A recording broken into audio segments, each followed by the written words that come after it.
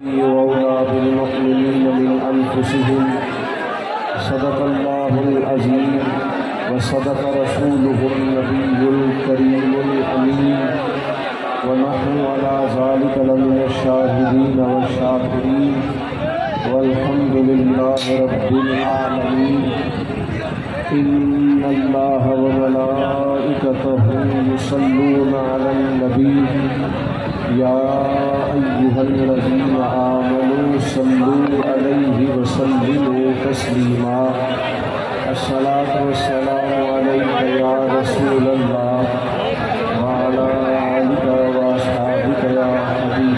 بھائی خاموش ہو جائیں، آپ کی مہربانی یار. اور میرے بھائی آپ کے علاوہ بھی موبائل ہے لوگوں کے پاس، آپ کے علاوہ بھی موبائل ہے. آپ لوگ اٹھے گی یہاں سے سارے اسٹیج والے یہاں تشریف ہے اٹھ جائے گی اسٹیج سے اٹھ جائے. لیکن میری گل بھی مطلب کہ میرا پیار چلتا ہے. آپ ادھر آ جائیں، آپ یہاں تشریف ہے ادھر آ جائیں اٹھ جائیں. نہیں وہ کچھ نہیں بولنا جی، اٹھ کے میری گل شروع ہو. ہمارے آپس سے تعلقات اچھے تھے، آپ مہربانی کریں محبت سے جی، پیار سے. یہ جو دوست آپ مہربانی کریں جی، آپ بولے نہیں.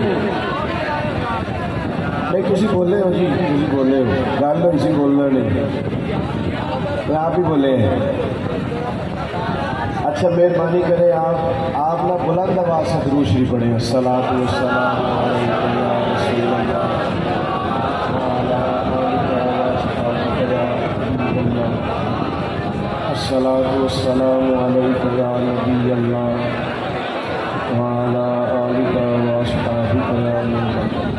تمام تعریفیں اللہ تعالیٰ جل مجدہ الکریم کے لیے، اور درود و سلام نبی اکرم نور مجسم شفیع معظم صلی اللہ تعالیٰ علیہ وسلم کی ذات والا صفات کے لیے حمد و صلاۃ کے بعد.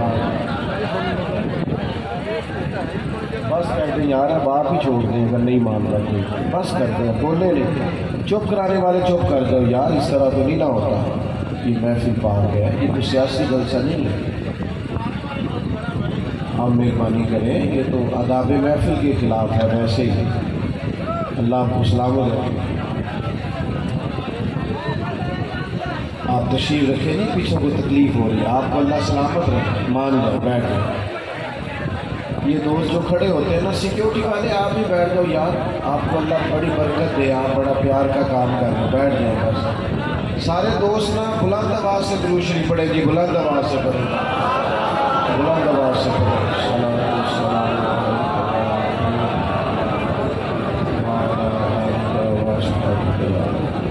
آپ کا یہ عظیم الشان اور فقید المثال خوبصورت اجتماع ہے.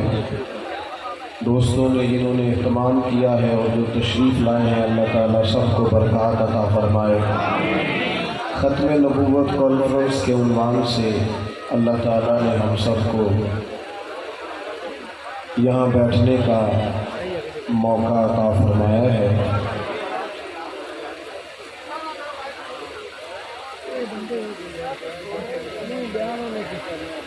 میں نے قرآن مجید فرقان حمید میں سے ایک آیہ کریمہ کا کچھ حصہ تلاوت کیا ہے. اللہ تعالیٰ نے ارشاد فرمایا کہ النبی اولی بالمؤمنین من انفسہم. فرمایا یہ جو نبی پاک علیہ السلام ہے، یہ مومنوں سے ان کی جانوں سے بھی زیادہ قریب ہے.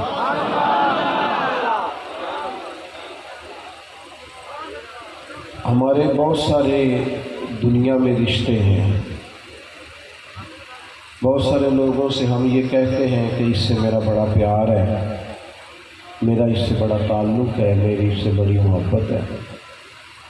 لیکن ہر رشتے کی کشش ایک جیسی نہیں ہوتی. انسان بہت سارے لوگوں سے محبت کرتا ہے، لیکن جب اس کی اپنی بیٹی کی بات آتی ہے، نہ چاہتے ہوئے بھی اس کی آنکھوں میں آنسو آ جاتے ہیں.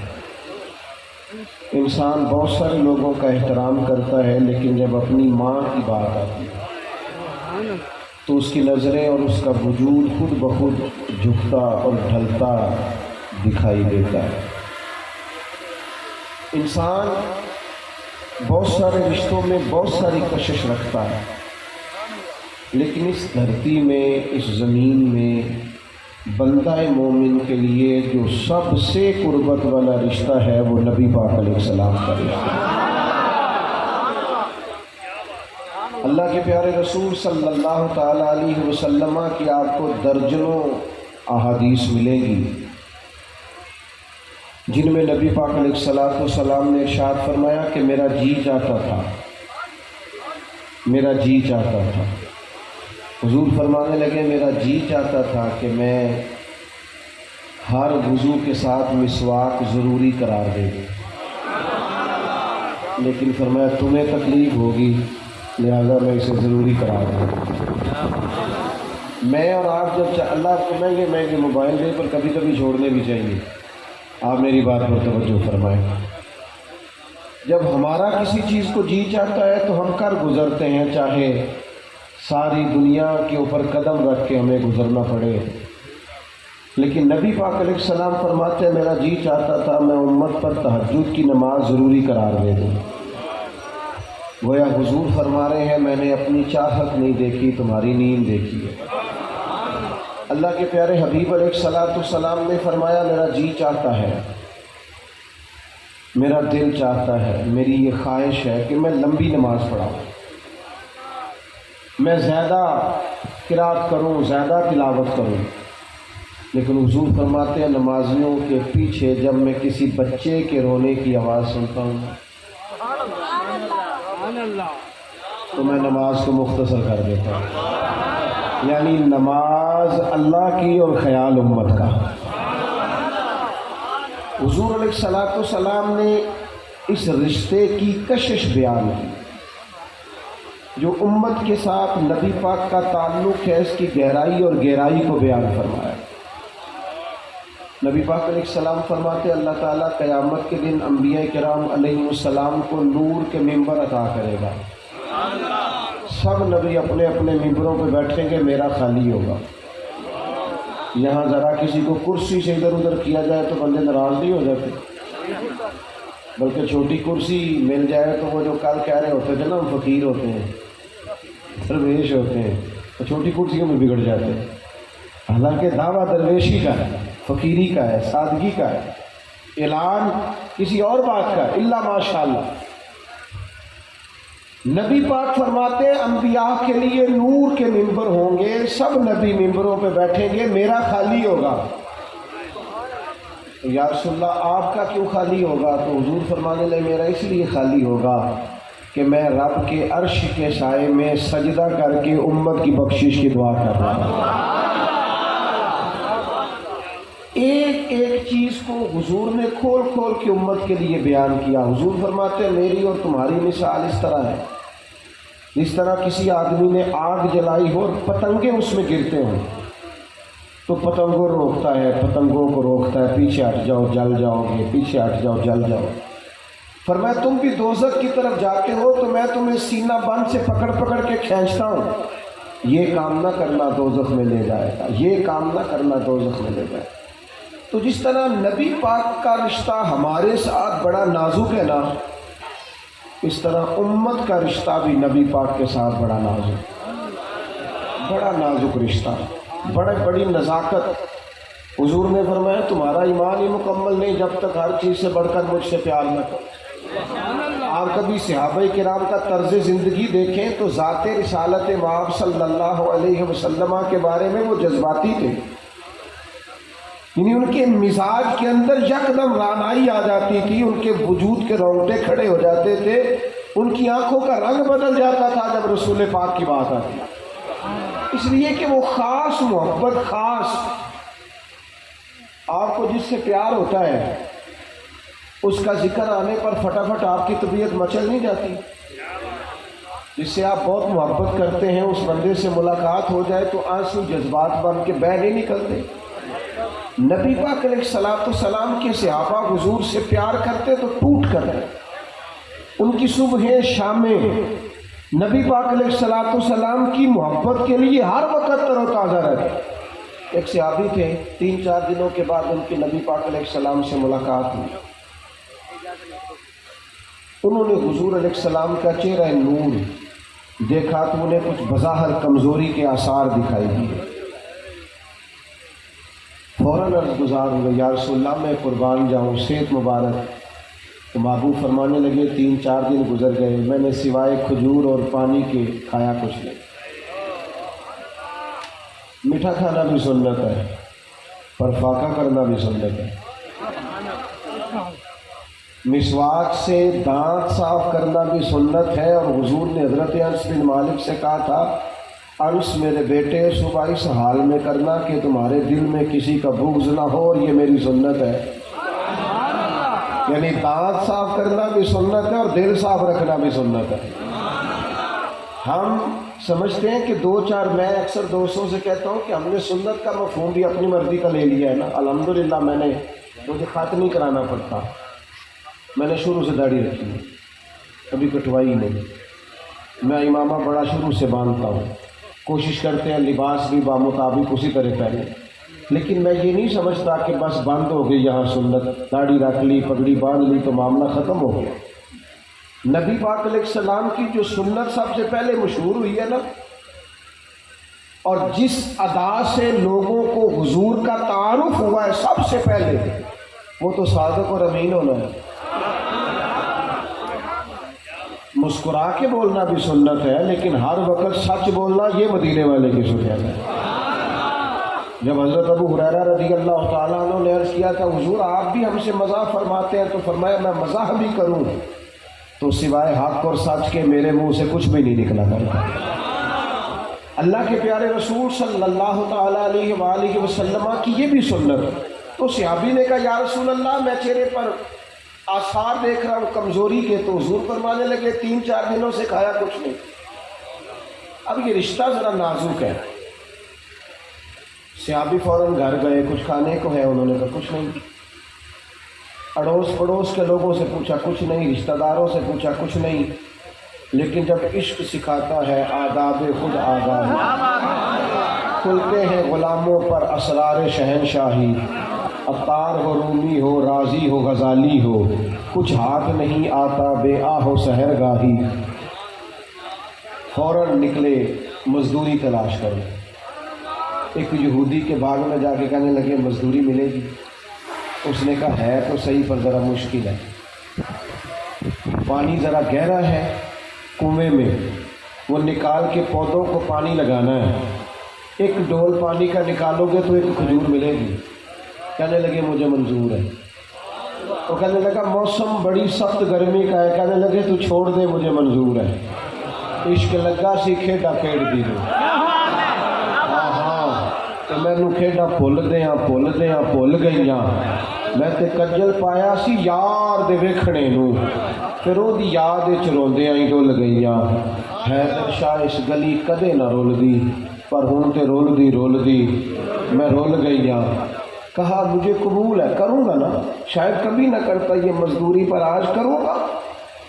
اپنی چادر بچھا لی، ایک پانی کا ڈول نکالتے تو ایک کھجور مزدوری میں ملتی تو رکھ لیتے چادر پہ. دوسرا پانی کا ڈول نکالتے تو ایک کھجور ملتی تو چادر پہ رکھ لیتے. کتنی دیر کام کیا. جب کچھ کھجوریں جمع ہو گئے تو ان کو سمیٹا، کندھے پہ رکھا، اور لے کے جب حضور کی بارگاہ میں گئے تو حال یہ تھا کہ وجود پسینے سے شرابور، ہاتھوں پہ چھالے، یعنی تینوں لب دے آپ گواچے. ساکھوں اپنی خبر نہ کوئی. وہ چھالے لے کر، وہ لباس لے کر حضور کی کریم کی بارگاہ میں جب گئے تو محبوب نے ایک کھجور اٹھائی اور پھر نظر اٹھا کے غلام کا چہرہ دیکھا. اور پھر حضور فرمانے لگے تمہیں کس نے مجبور کیا یہ کام کرنے پر؟ کس نے مجبور کیا؟ تو انہوں نے بھی نظر جھکا لی، گھٹنے زمین پہ رکھ دیے. کہنے لگے یا رسول اللہ ہمیں کوئی مجبور کر سکتا ہے؟ ہمیں تو آپ کی محبت نے مجبور کیا ہے. کی محبت کی مجبور. ختم نبوت کا معنی یہ ہے کہ ہم اپنے نبی سے اتنا پیار کرتے ہیں، اتنا پیار کرتے ہیں کہ ہماری تو کسی اور طرف نظر جا ہی نہیں سکتی. سوال ہی پیدا نہیں ہوتا کسی اور طرف نظر اٹھ سکتی. وہ امام اعظم ابو حنیفہ رحمۃ اللہ علیہ فرماتے ہیں نا، کسی بندے نے کہا میں نبی ہوں معاذ اللہ، کو جس نے کہا نہ دلیل دے. وہ بھی کافر ہے، اس لیے کہ دلیل مانگی کیوں؟ دلیل جب نبی آ ہی نہیں سکتا تو دلیل مانگی کیوں؟ پاویں سونے مل ہزارہ، مانگی کیوں تو نے بات ہی کیوں کی، تو نے ذکر ہی کیوں کیا؟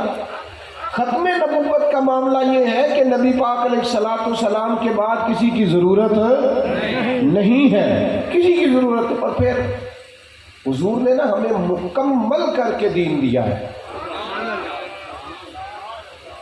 یہ جب میں بات کہتا ہوں نا، اور باقی علماء مبلغین جب یہ بات کرتے ہیں کہ دین مکمل ہے، تو لوگ اس کو سادی سی بات سمجھتے ہیں۔ اور خدا کے بندو، دنیا میں کوئی شے مکمل نہیں، ڈھونڈ کے دیکھ لو، کروڑوں روپیہ لگا لو گھر بنانے کو، پھر بھی ٹٹول کے نظر آئے گا کہ فلاں کمی رہ گئی۔ کوئی شے مکمل نہیں۔ اگر تیرے اور میرے پاس کوئی چیز مکمل ہے تو وہ رسول پاک کا دیا ہوا دین مکمل ہے۔ وہ الگ بات ہے کہ ہم اپنی اپنی مرضی کا دین لیتے ہیں، یعنی یہ مسئلہ سارے مردوں کو آتا ہے کہ 4 شادیاں جائز ہیں، اور اللہ کے بندے اور بھی تو بڑا کچھ جائز ہے نا، اس پر بھی تو توجہ کرنا۔ صرف اتنی بات ہی تو نے اپنے مرضی کی اخذ کر لی ہے۔ دین کامل ہے، مکمل ہے، 1% بھی ادھر ادھر جانے کی ضرورت ہے۔ تاجر کے لیے بھی دین کے اندر تعلیمات موجود ہیں، لیڈر کے لیے بھی موجود ہے، مصلح کے لیے بھی موجود ہے، مرشد کے لیے بھی موجود ہے، معلم کے لیے بھی موجود ہے، کسان کے لیے بھی موجود ہے۔ جو کچھ کسی لائن میں بھی کو جانا چاہے، پہلے آ کے دروازہ رسول سے خیرات حاصل کرے، حضور کی بارگاہ سے مکمل اور کامل دین۔ تو نبی پاک علیہ الصلوۃ والسلام نے ہمیں مکمل دین دیا۔ یہ جو حضور علیہ السلام نے فرمایا نا کہ یہ کام اگر تم نے کیا تو تم فلاں میں سے ہو جاؤ گے، تو بھلا کیوں کہا؟ اپنی فریج بھری ہوئی ہو نا، اور باپ بڑی محنت سے پھل، سبزیاں، گوشت، ہر چیز لا کے فریزر میں رکھے، تو بچے پھر بھی اگر دوسروں کے گھر جائیں تو ابا کو غصہ آتا ہے کہ نہیں؟ بلا مثال و بلا تشبیہ، کہ جو حضور نے فرمایا نا جس نے کسی اور قوم سے مشابہت اختیار کی وہ انہی میں سے ہے۔ اور تمہیں اپنے گھر میں کمی ہے، تم دائیں بائیں دیکھتے کیوں ہو؟ ہر چیز تو تمہیں دی ہے۔ تم نے نکاح کر لیا نبی پاک کی مرضی کا، اور مہندی کسی اور کی مرضی کی کر رہی۔ تم 5 منٹ نکاح کے مسلمان ہو گئے، تو اس سے پہلے کیا تھے؟ اس کے بعد کیا تھے؟ میں بڑا حاجی صاحب ہوتا ہوں، میں بڑا دین۔ کسی بندے کے دیندار ہونے کا پتہ ہی تب چلتا ہے جب اس کے بیٹے کی شادی ہوتی ہے۔ مسجد میں تو سارے دیندار ہیں، محفل میں سارے دیندار ہیں، جب تیری باری آئی خوشی کی تو تو نے ڈھول منگا لیے، تیرا غموں کا ٹائم آیا تو اللہ رسول کا ذکر، اور خوشی کا وقت آیا تو تو نے سارے کام وہ کیے جو شریعت کے متصادم ہیں۔ دین مکمل کر کے دیا ہے مدینے والے حبیب نے۔ میرے رسول پاک نے تو ہر چیز کھول کے بیان فرمایا۔ یہودی بغیر ٹوپی کے امامہ باندھتے ہیں، تم نے جب پگڑی باندھنی ہے تو ٹوپی پر باندھنا، یہودیوں کی مخالفت کرنی۔ ہم نے ان کے طریقوں پر چلنا، ہمارا اپنا دین ہے، اپنا کلچر ہے، اپنی تہذیب ہے، ہمارا اپنا تمدن ہے، اپنا رہن سہن ہے، اپنا کھان پین ہے۔ ادھر ادھر دیکھنے کا کیا معنی ہوا؟ میری ملت کے جوان جو نیا فیشن رہا ٹی وی پہ دیکھتے ہیں وہ کر لیتے۔ ختم نبوت کا واضح اور کشادہ مفہوم تو سمجھو۔ دنیا میں جو سب سے سونی چیزیں ہیں وہ ہمیں مدینے والے رسول نے عطا فرمائی ہے، خوبصورت کر کے حضور نے دین دیا ہے۔ کوئی بندہ بغیر داڑھی کے اچھا لگ رہا ہو نا تو لوگ کہتے ہیں بڑا سونا لگ رہا ہے، چلو ختم ہو گیا۔ اور داڑھی کے ساتھ اچھا لگے تو پھر تعریف بھی بڑی روحانیت والی کرتا ہے۔ تو یہ نہیں کہتے سونا لگ رہا ہے، داڑھی کے ساتھ اچھا لگ رہا ہے نا تو کہتے ہیں کتنا نورانی چہرہ ہے، یعنی وہ تعریف ہی بڑی روحانی قسم کی۔ میں نے اکثر دوستوں سے کہتا ہوں کہ داڑھی کا وزن کوئی نہیں ہوتا، اس کا کوئی وزن ہے، یہ وجود کا حصہ ہے، یہ آپ رکھ لیں گے تو یہ آپ کو تکلیف۔ اچھا کچھ دوستوں نے رکھی ہوتی ہے وہ چھوٹی رکھ لیتے ہیں، بھائی رکھ جو لی ہے تو چھوٹی والے میں لوگ مولوی صاحب یاد دے دیں، ہاں تو پوری کیوں نہیں کرتے ایک مٹھی؟ اور پھر دیکھو اللہ نے عورتوں کو دی نہیں، دی کس کو ہے؟ تو کچھ لوگ کہتے ہیں میں نیک ہو کے رکھنی ہے، اور خدا کے بندے دنیا میں کون ہے جس کا دعویٰ ہے میں پورا نیک ہو گیا؟ یہ تو صرف نبیوں کی شان ہے۔ ایک دوست نے زیادہ ہی ضد کی تھی، کہنے لگا جی نہیں میں طے کر لیا میں نیک ہو کے رکھنی۔ میں کہ تھوڑا جا اضافہ بھی کھا، روٹی بھی میں نیک ہو کے کھاڑی ہے، وہ بھی تو اللہ کا رزق ہے نا۔ عجیب بات ہے نا کہ اگر کبھی طے بھی کیا تو کیا کیا؟ تو ختم نبوت کا ایک مفہوم یہ کہ دین مکمل ہے، کسی اور چیز کی ضرورت نہیں۔ اور ایک بات اور جو سمجھنے لائق ہے، جب ہم کہتے ہیں نا نبی پاک آخری نبی ہے صلی اللہ تعالی علیہ، جب ہم نے کہا نا کہ نبی پاک علیہ الصلوۃ والسلام آخری نبی ہیں، تو پتہ ہے پھر ہماری ذمہ داری کتنی بڑھ جاتی ہے۔ جب یہ نعرہ لگاتے ہو نا تاجدار ختم نبوت زندہ باد زندہ باد، پتہ ہے ذمہ داری کتنی بڑھ جاتی ہے؟ ذرا غور کرنا، ٹھہرنا میں کیا کہنے لگا ہوں۔ حضور آخری نبی ہے، معنی کیا ہے؟ اب قیامت تک جو دین کا کام ہے وہ امت نے کرنا ہے، تبلیغ امت نے کرنی ہے، مساجد امت نے بنانی ہے، مدارس امت نے قائم کرنی ہے، قرآن و سنت کی تعلیم امت نے عام۔ حضور آخری نبی ہیں۔ کنتم خیر امت اخرجت للناس تأمرون بالمعروف وتنہون عن المنکر۔ اب تمہارے سر پہ لگایا ہے، تم نے بھلائی کا حکم دینا ہے اور برائی سے منع کرنا، تمہیں لوگوں کے نفع کے لیے پیدا کیا ہے۔ امت کو تو فکر ہی نہیں، روزی روٹی کمانے کے علاوہ کام ہی کوئی نہیں۔ ضرور کمائے، کون منع کرتا، لیکن جتنی منصوبہ بندی ہم اپنے بال بچوں کے لیے کرتے ہیں، روزی روٹی کے لیے کرتے ہیں، کیا اتنی دین کے لیے بھی کرتے ہیں؟ جتنی ٹینشن کسی فارن بچے کو گاؤں میں دیکھ کر ہمیں ہوتی ہے کہ یار تو کام نہیں کرتا، تجھے کام کرنا چاہیے، اتنی ٹینشن اس کو بے نمازی دیکھ کے بھی ہمیں ہونی چاہیے کہ یار حد ہوگی تو نماز نہیں پڑھتا، کمال بات ہے تو مسجد نہیں آتا۔ ایک بچہ کسی کا فارغ ہو تو سارے پوچھتے ہیں یہ کرتا کچھ نہیں، لیکن سارا گاؤں بے نمازی ہے، کوئی سوال ہی نہیں اٹھاتا، اس پر غور ہی نہیں کرتے۔ یہ امت کی ذمہ داری ہے، امت کی ڈیوٹی ہے۔ پیغام حق، ابلاغ دین، ترویج شریعت امت کا ذمہ داری ہے۔ امت اس سے غافل ہے، اور اگر کرتے بھی ہیں ہم تو ہمارے روایتی سے جلسے اور دوستوں سے کبھی کہنا دن میں محفل کر لو، وہ کہنے بندے ہی نہیں ہوں گے۔ تو یہ دیکھیں عصر کے بعد اجتماع ہے تو ایک خدا کا فضل ہے نا، بڑی رونقیں ہیں فقیروں کے ڈیرے، یہ سارے لوگ آپ آ گئے مختصر وقت میں، اتنا خوبصورت لوگوں کا جمع ہو جانا، اور پھر اس گرمی کے ماحول میں دین کے پیغام کو مؤثر کرے، اپنی آنے والی نسلوں تک پیغام دین۔ عربی کا ایک دانشور ہے، اس نے ایک بات کی ہے، وہ کہتا ہے کہ ٹھیک ہے اصولاً اور قاعدہ ضابطہ یہی ہے کہ جس کا باپ انتقال کر جائے وہ یتیم ہے، لیکن وہ کہتا ہے میری رائے یہ ہے کہ دنیا میں یتیم وہ ہے جس کی تعلیم و تربیت نہ ہو، وہ یتیم ہے، تعلیم نہ مل سکے، تربیت نہ ہو سکے، یتیم رہ گیا، اس لیے کہ کچھ سیکھ نہیں سکا، کچھ پا نہیں سکا، کچھ نتیجہ نہیں نکال سکا۔ تو میرے عزیز امت مسلمہ کی یہ ذمہ داری ہے کہ وہ مساجد کی طرف، آپ دیکھیں نا، آپ نبی پاک علیہ السلام کا شوق دیکھیں دین کے کاموں میں، حضور کی رغبت دیکھیں، توجہ دیکھیں۔ آج کتنے پیران عظام اور مشائخ عظام اور ان کی اولادیں علماء اور مشائخ جن کو ان چیزوں پر توجہ کرنی چاہیے۔ جب خندق کھودی جا رہی تھی نا تو صحابہ فرماتے ہیں جتنا کام ہم کرتے تھے حضور اس سے زیادہ کرتے، بلکہ جو چٹان ہم سے نہیں ٹوٹتی تھی وہ بھی مدینے والے رسول توڑ کے دیتے تھے۔ مسجد نبوی شریف تعمیر ہو رہی تھی تو صحابہ فرماتے ہیں اگر ہم 2 اینٹیں اٹھا کے لاتے تو حضور 4 اٹھا کے لاتے۔ ہم عرض کرتے یا رسول اللہ صلی اللہ تعالی علیہ وسلم، آقا ہم جو حاضر ہے غلامی کرنے کو تو کریں گے، تو حضور فرماتے نہ تم مجھ سے زیادہ طاقتور ہو اور نہ تمہیں اجر کی زیادہ ضرورت ہے، میں نے بھی اپنے رب سے اجر لینا ہے۔ مسجد کی تعمیر، اداروں کی تعمیر، خدمت کا مزاج، اور پھر لوگوں کی داد رسی، خیر خائی۔ آپ کو پتہ ہے لوگوں کی سب سے زیادہ خیر خائی کیا ہے؟ لوگوں کی سب سے زیادہ خیر خائی یہ ہے کہ انہیں دین کا رستہ دکھایا جائے۔ کسی کو روٹی کھلانا بھی بڑی بات ہے، لیکن سب سے بڑی بات یہ ہے کہ اسے اس کے اخلاق ٹھیک کر دیے جائیں۔ اس لیے حضور نے فرمایا سب سے افضل صدقہ یہ ہے کہ تم دین کا علم سیکھو پھر آگے سکھاؤ. یہ افضل ترین صدقہ ہے.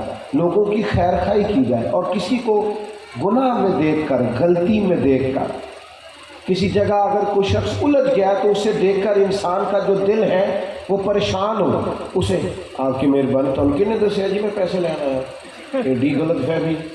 اب نہ اللہ تعالیٰ آپ کو سانو تک ہزارے دی لوڑ کی نالے کی لگے شہر بمبول دے نال اسی تے اپنی بال کے سیکنے سانو کی لگے کسی اور دے نال.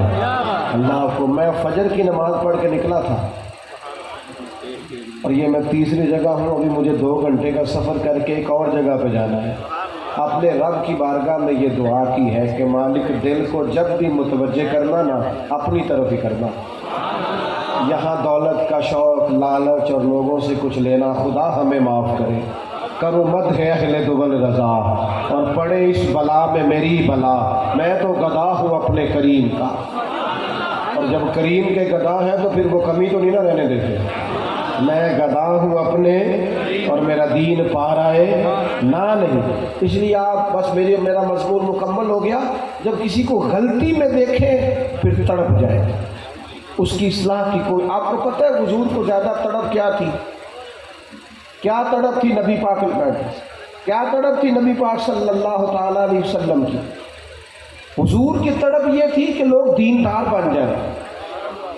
نبی پاک علیہ السلام کی طلب یہ تھی کہ لوگ اللہ والے بن جائیں. یہ جو طلب حضور کو لے جاتی تھی نا، کبھی عکاس کی منڈیوں میں، کبھی میلوں میں، کبھی ادھر کبھی ادھر لے جاتی تھی نا طلب. تو یہ کیوں لے جاتی تھی؟ حضور یہ تو نہیں نا چاہ رہے تھے کہ مکے کی سڑکیں پکی ہو جائیں. یہ تو ضمنی بات ہے. حضور یہ جو چاہتے تھے اس لیے جاتے تھے کہ لوگ اللہ کی توحید کے قائل رہیں، ان کا اخلاق سنور جائے، کردار سنور جائے، لب و لہجے میں حسن آ جائے. تو میرے عزیز یہ طلب تڑپ اپنے اندر پیدا کرے. بے نمازی کو نمازی کرنے والی، بد اخلاق کو اخلاق والا کرنے والی، دین سے دور کو دین کے قریب. یہ دن گزر رہے ہیں حضرت عمر فاروق کی شہادت کے. پتہ ہے حضرت عمر نے کیا انداز اختیار کیا؟ 4000 کے قریب مساجد بنائی ہیں جناب عمر. دین کے بڑے بڑے مراکز قائم کیے. اور جب ان کا آخری وقت تھا نا تو ایک نوجوان کی کمر ٹخنوں سے نیچی تھی. اس وقت بھی دین کی تبلیغ کر رہے تھے. فرما رہے تھے بیٹا ذرا اونچا کر لا، میرے نبی کا یہی طریقہ ہے، ذرا اونچی کر لیں اسے. اپنی زندگی میں کچھ تھوڑا سا با اصول بنے، کچھ اپنے آپ کو با مقصد بنائیں. بے مقصد باتوں سے، لا یعنی باتوں سے اور وقت ضائع کرنے سے اپنے آپ کو بچائیں. حضور علیہ السلام فرماتے ہیں وہ خوبصورت مسلمان ہے جو بے مقصد باتوں کو چھوڑ دے. وہ حسین مسلمان ہے جو بے مقصد لا یعنی باتوں کو چھوڑ دے، با مقصد وقت گزارے. سب سے پہلی بات میں نے یہ کی کہ اپنا تعلق مضبوط کریں نبی پاک کے ساتھ. ہمارا سب سے قربت والا رشتہ نبی پاک کے ساتھ. اور دوسری گزارش میں نے آپ کی خدمت میں یہ کی کہ دین مکمل ہے، ہمیں کسی اور کی کوئی ضرورت، کسی اور کی تہذیب کی کوئی حاجت. اور تیسری بات میں نے آپ کے سامنے یہ رکھی کہ جب ہم نے کہا کہ حضور آخری نبی ہیں تو پھر اب تبلیغ دین کی ذمہ داری امت کی بنتی ہے. امت اچھے منصوبہ بندی کے ساتھ، اچھے لہجوں کے ساتھ، اچھے انداز کے ساتھ تبلیغ دین میں اپنا کردار ادا کرے. دعا ہوں جو میں نے کہا قبول فرمائے. گفتگو میں کہیں بھول گئے تو اللہ تعالیٰ عذر فرمائے. وما علینا الا